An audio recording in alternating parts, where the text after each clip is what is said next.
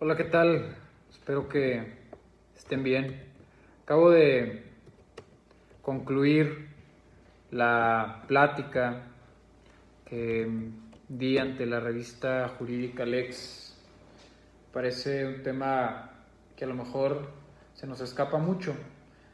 Aunque no es abogado, la perspectiva de género, como está enfocada actualmente, la violencia política de género y la prisión preventiva son aberraciones que suceden todos los días en nuestro sistema jurídico. Y es importante explicar por qué, porque yo sé que van a decir, no, qué machista, estás en contra de la perspectiva de género. No, no, para nada estoy en contra de que las mujeres tengan acceso a la justicia en México, pero sí me parece un tema que está mal entendido y que se utiliza por personas con intereses perversos y que al final de cuentas no ha traído una mayor acceso a la justicia significativo en México. ¿Qué es la perspectiva de género? Siendo muy concreto, yo creo que este concepto muchos y muchas lo han escuchado. ¿Qué es la perspectiva de género? Es esencialmente ponerte en los zapatos de la víctima, ¿no?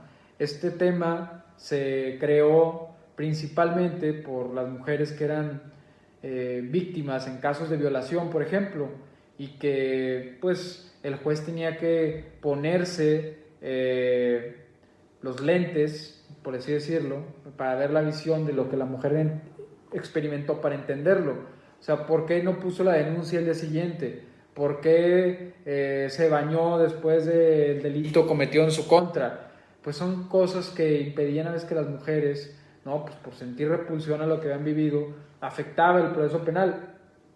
Y eso está bien que un juez tome en cuenta estas circunstancias. Pero ¿qué pasa? Pasa que ahora, tanto el ministro Saldívar ha empujado el famoso tema de la perspectiva de género y todo este tema del género hasta cuestiones que ya ni siquiera tienen lógica. O sea, ya hay abogados, defensores, que defienden a una mujer de un delito y aunque sus circunstancias no tengan nada que ver con una circunstancia de vulnerabilidad específica, hay jueces que les dan la razón. No, auto de no vinculación a proceso, porque citó la perspectiva de género, efectivamente. ¿Qué tiene que ver eso? O sea, es una situación absurda en el cual casi por ser mujer ya tienes como un superpoder, estás un escalón arriba, ¿no? Y es contrario al espíritu del mismo protocolo de la perspectiva de género, como repito, se creó para que, por citar un ejemplo, víctimas de violación, mujeres se bañaban, se perdían datos de prueba, indicios importantes. Pues el juez como quiera dijera, ¿sabes qué? Pues analizando cómo hablas, analizando las entrevistas que tuviste con psicólogos especializados, se nota que tienes daño que sufriste, es un dato de prueba que puede subsanar ausencia de otros, ¿no? Es para eso. Sin embargo, ahorita ya ves mujeres de delincuencia organizada que están ahí por su gran gusto y les gusta la vida de la opulencia y el tema de ser buchonas. ¿Y qué pasa? No, perspectiva de género y algún juez se las compra. ¿Por qué? O sea, es un absurdo, es un tema inconstitucional. El artículo 4 de nuestra Constitución es bastante claro en que los hombres y las mujeres somos iguales y parece que el decir esto hoy en día es ofensivo. Parece que el pedir esto es ofensivo, ¿no? O sea, parece que lo políticamente correcto sería decir, no, no, que los hombres tengamos menos derechos que las mujeres. ¿Y por qué?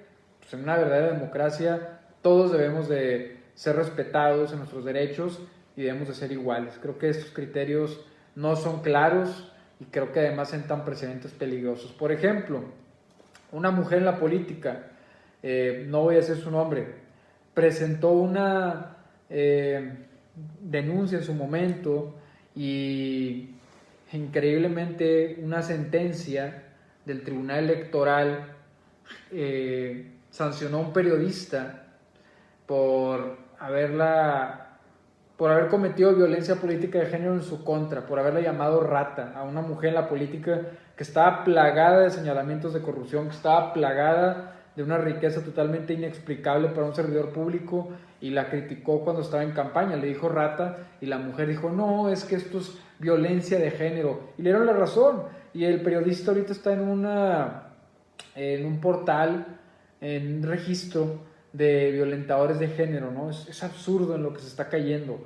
Mujeres que son delincuentes, mujeres que roban, mujeres que cometen delitos, están siendo beneficiadas por esto, mientras que las verdaderas mujeres que son víctimas, que están en una colonia marginada o incluso son de la clase media, que sufren un delito, no hay quien las pele en una fiscalía. Ahí están las carpetas de investigación por violencia familiar, mujeres que ponen 10, 12 denuncias y no se les atiende. Es una aberración lo que ha hecho Arturo Saldívar con la justicia en nuestro país al frente de la Suprema Corte de Justicia. Desde mi punto de vista, sus criterios están menoscabando la Constitución, en este caso lo que mencioné, el artículo 6 de nuestra Constitución, era simplemente un verdadero acto de libertad de expresión de un ciudadano ejerciendo su libertad, hablando sobre alguien que ejerce recursos públicos, pero por ser mujer ya no se le pudo decir nada, ya es violencia política de género. Criticar a una mujer en la política es absurdo y se debe combatir. Me queda claro que el decir, por ejemplo, no sé, a una diputada que vaya a lavar los platos o alguna tarea, o que se vaya a la cocina, eso sí es violencia política de género, pero lo que estoy totalmente en contra es que ya todas las críticas, incluso señalamientos claros de corrupción, son violencia política de género. Es más, tan han dado pie a esto que increíblemente Rosario Robles se puso a apelar diciendo que se le estaba procesando por un tema de machismo y era violencia política de género. A eso estamos llegando. Pues es que los criterios generan precedentes y las decisiones que toman tienen un impacto a futuro, y eso no les da la cabeza a los ministros y mucho menos a los legisladores. Entonces, esto es un tema importante. Otro tema, el juez en materia penal, los delitos de prisión preventiva oficiosa. ¿Qué es esto? En nuestro sistema se supone que todos somos inocentes hasta que se demuestra que eres culpable, pero se supone que el trato que se te debe de dar durante todo el proceso es el de a una persona inocente, ¿no? ¿Y por qué entonces tenemos tantos delitos de prisión preventiva oficiosa? Originalmente, si no me equivoco, eran 5 delitos de prisión preventiva oficiosa. Era el tema del secuestro, era el tema de la trata de personas, era el tema de la violación, el homicidio y el uso de armas explosivas del ejército. Bueno, nada más para que escuchen lo que ha cambiado. El pasado año y el antepasado también se han ido agregando delitos y delitos y delitos y delitos de prisión preventiva oficiosa. ¿Qué significa esto? Que mientras se resuelve tu situación jurídica vas a estar internado en un penal. ¿Cómo va a ser esto tratarte como un inocente? ¿Cómo va a ser esto respetar tu principio de presunción de inocencia? O sea, en el pasado habían 5 delitos, si revisan el artículo 19, hay una decena, ya hay un montón de delitos. Está abuso, violencia sexual contra menores, delincuencia organizada, homicidio doloso, feminicidio, violación, secuestro, trata de personas, robo de casa habitación, uso de programas sociales con fines electorales, corrupción tratándose de delitos de enriquecimiento ilícito, ejercicio abusivo de funciones, robo al transporte de carga, delitos en materia de hidrocarburos, delitos en materia de desaparición de personas, y ahí le sigues nombrando, ¿no? O sea, los contrarios al libre desarrollo de la personalidad. Entonces vamos a llegar a un punto en que el legislador dice, no, pues hay mucha impunidad, mejor vamos a meter a todos los delitos de prisión preventiva.